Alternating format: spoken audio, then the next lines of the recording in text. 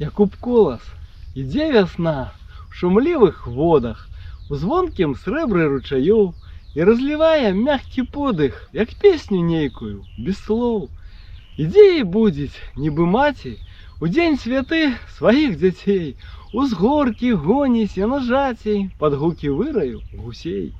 І абнімае, туліць, песціць, і дрэва кожнае і куст, да нешта шэпча ім пад густ, прыносіць радасныя весці.